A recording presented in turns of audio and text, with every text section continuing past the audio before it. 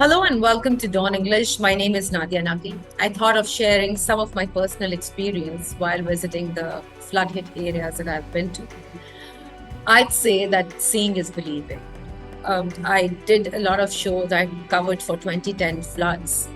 But what has happened in 2022? I don't think so anybody was ready for it. I went to Sajawal district. It was a day-long trip. I started my journey from Karachi. Went to Thatta. First, I thought that I'd stop over in Thatta and I'm just going to cover this district. But then I realized that let's just travel to Sajawal district and go to the areas where there are villages which are not very far from the coastal belt. On my way, I saw the infrastructure collapse. There were electric poles that were down in water. So from the main road, then you had to just go on barefoot because the villages are completely submerged in water. And I had stopped in one place where I saw, about 20 to 25 structures over there, these kacha houses, the mud houses. And I thought, this is an empty village, and probably the people from this area have probably gone into some kind of relief camps. I did not see any relief camps, by the way, over there being set up. And the minute the camera was on and I had a mic in hand and I started off, I just saw that there were people, and especially women, who were walking through the water from those kacha houses coming towards me. They thought that some kind of relief has come to them.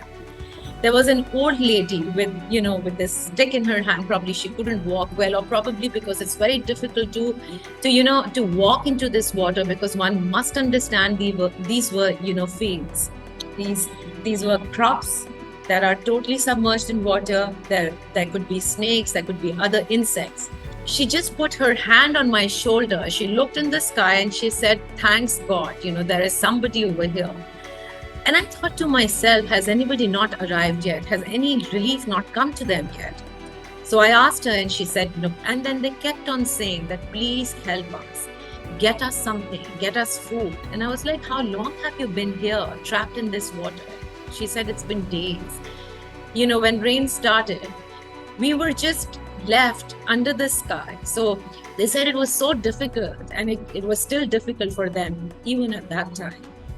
Because what do? There's no gas. So how do you cook? They said every piece of wood is so wet that you can't even ignite that wood to cook just one meal. So, the misery that you see over there is just beyond explanation, because they've lost their houses, their loved ones, whatever they had. What is going to happen next? The livestock that they had, which have just been washed away by these floods.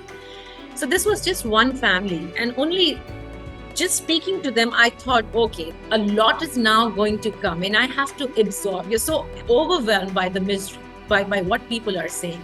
And then there were people just walking in water. The children were walking in water, coming towards us and showing us exactly what the water had done to them. Further moving away to different villages, there was school over there which was totally submerged in water. The mosque was submerged in water. And now there was one shop over there. The shopkeeper said somehow this shop is saved. But so much has happened over here that it's beyond explanation. So when I went into that village, there were two structures which were a bit of a concrete structure, and they said this was given to us during Mohtarma Benazir Bhutto's time. And these were the houses that she had given to these people. But the roofs weren't there. It was just like walls. And the family was the size of the family was, I think, probably 8 to 10 people. They were all relatives living together with every size of kid over there. Trying to basically search for some kind of help. They would walk kilometers and kilometers until they reach a place where there's more population and there probably is some kind of relief. But this was the area the government had not responded to. After we had visited that area, we had contacted the local administration in Thatta, because there was a camp that had been set up in Thatta in one of the schools. And I had asked the coordinator, and our team had contacted them, that please go ahead and give them some kind of help, take them out of this water. So this is what happened in Jati, in Sajawal district. On my way back, I stopped over in Sajawal city. There was one NGO that has been working there. They had constructed those concrete structures, but again the roofs are not there. So they are living in tents. They could gather some of the utensils. They had some of their bedding, their wooden charpais, the wooden bed, and you could see women, children, all are barefoot. There were a lot of insects, and we knew that after they are just taken out of from the water, and they are made to stay in relief camps on some piece of dry land that is there. The next challenge would be the health challenge, which of course is huge, because you have lactating mothers, you have women who are expecting, and there's a report that there are more than 73,000 women who are expected to deliver next month. So living in a relief camp is not so easy. They don't have extra pair of clothes, so they're in the same clothes. There aren't any washrooms. There is a dearth of clean drinking water. So how do these people wash their clothes? They do not have an extra set of clothes for them, for the children. You see a lot of flies. They don't have anything. They don't even have a future. They're just thinking what's going to happen next. So this is what happened in Sindh. And then I decided to go to Balochistan in the Lasbela district, which is not very far from Karachi. But in Balochistan, you see that the population is scattered. And so, you have to travel a lot to reach to these villages. So I went to the headquarters in Lasbela, that's called Uthal, and a lot of relief work is being done. I met a lot of rescue people, and these rescue people, the rescue service by one of the NGOs is by the local people. They said, would you like to meet the chairman of this organization? I thought somebody suited, booted would come and, would talk about the relief work they have done.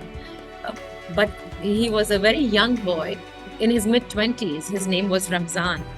And I was like, are you the chairman? He said, yes. He said that I started this organization when there were a lot of road accidents on the highway, and there was nobody to pick those bodies up, give them, provide them with the last rites. And I thought that, there should be somebody doing this. So I started off with this. We were volunteers working together. So he worked there in Uthal. He now has an ambulance service. He wants to expand more. But I thought he's doing very good work. And I met a lot of these rescue workers that he had, again, young boys. So in Balochistan, what I saw, a lot of cotton crop has been just washed away. It's just not the crops that were inundated in water, but the land has been washed away. And so once your land is washed away, I mean, what do you do to get it back? You just can't get that land back. So a lot of women, a lot of children have been, have contracted diarrhea and gastro diseases. And one of the lady that I had met in the relief camp was just sitting, and she was just watching. And I wanted to speak to her, and she said she can't. And I asked her why. So then other people who were around me in that area said that she's not well. She had been given some kind of fluids also. She had been vomiting badly. And she was sitting, sweating profusely. I was sweating profusely because of the heat. And I was just thinking, what is going to happen? By the way, there was no electricity. And I asked them that, what do you do in the evening? So they said, we have to also protect ourselves and our children through snake bites. So you have a tent, and they are, there is a sheet of plastic in that heat. And even during the day, they are sitting on that plastic. In the night, they sleep over it. And now, as days are going, probably by September end, the winter is going to set in. So this is the tent city. I was on the main road that travels from Uthal to Bela. I went to Bela city, and from there I went to other villages. There was this village called Suduri, which everybody had spoken about, that the entire village had been inundated. So I reached Suduri. I was walking on land, and it was like all muddy land, heaps of mud, and then I'd walk over it, and 2-3 people gathered, and then the entire, I would say, the community was there, and they said, "Do you know where you're standing? This was my shop." And I was like, "What? This was your shop?" And he showed me. He said, "Just move, step back." And I stepped back. There was one shopping bag that you could see, which was like somehow, dug in that mud, and he just tried taking it out and showed to me that this, you see this tea inside, this was my shop. Far away, I saw one lady. She was sitting along with one girl who would be probably, I'd say, 15 to 16-year-old. And the person over there told me that she was about to get married, this little girl, and everything collected for her marriage has been washed away. And so all of us are trying to console the family that it's okay. We all are, going through the same misery right now, and all is going to be well.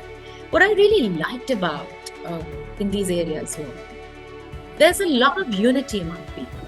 They're ready to help each other.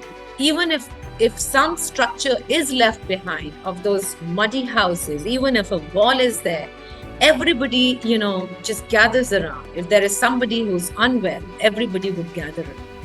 If there's media trying to go to these areas to report, they'd made sure that, they take you to the person who's suffering the most. I saw one of the old person over there. She was probably in her, I'd say, 70s, very old, weak and feeble. And she was handicapped. She had some kind of fracture in her foot. And she was just crying, and there were little boys sitting on a wooden bed. And that boy started crying. I was like, "Why is he crying? What's wrong with him?" So she said that she's thinking that you're a doctor and you're going to inject him with something. And I kept on telling the boy, "Listen, I'm not a doctor," but he wouldn't stop. And you could understand they're also traumatized. These kids are traumatized, what they have witnessed. And they said that we made sure that we evacuate our livestock first. So this particular village had a lot of goats, and you could see all sizes of goats. There were baby goats, very cute goats. And so they evacuated them first, followed by their children. So I said, "Why did you do that? Why did you not first pick up your kids?"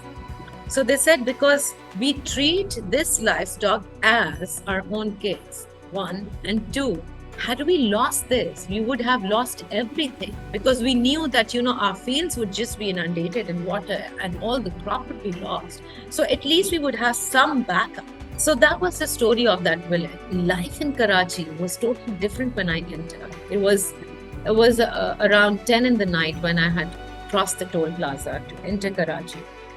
By the time I had reached the center of the city, cars were moving, restaurants were fully lit, people were coming to dine out. And I was just thinking to myself, seeing is believing. I mean, just watching it on your screen is not, probably just brings out, I'd say, only 30% of the misery. Because what you see, it takes a lot to actually digest, absorb, and think that what these people are going through. So every time I'd close my eyes, this little boy who was just crying, probably he was 4 or 5 months old, he was just crying and crying in his mother's lap. And I'd asked his mother, "What happened to him? Why is he crying?" She said, "He's running high temperature." So I just touched the boy, and he was literally running 102 or probably even more. I said, "Do you have medicine for him?" So she said, "Yes, I do have medicine. Somebody got it for him." There was a medical camp that was set probably days earlier that I had visited, but the fever wouldn't. So, and then that a lot of kids are losing their lives, and so are other people who have been hit by this flood, and at the same time have contracted gastro diseases. They're suffering from diarrhea. There are mosquitoes. You require tents, mosquito nets, clean drinking water, decent place, a portable washroom. There are so many needs. So it's just not about me. It's not about dry food. It's about taking them out of this misery, giving them their future back. And when is this going to be possible? It's very, very hard to see. As I said earlier, when I had started speaking to all of you to tell you that seeing is believing, it would take months, probably years, to get back to life. They have lost everything and probably their home too.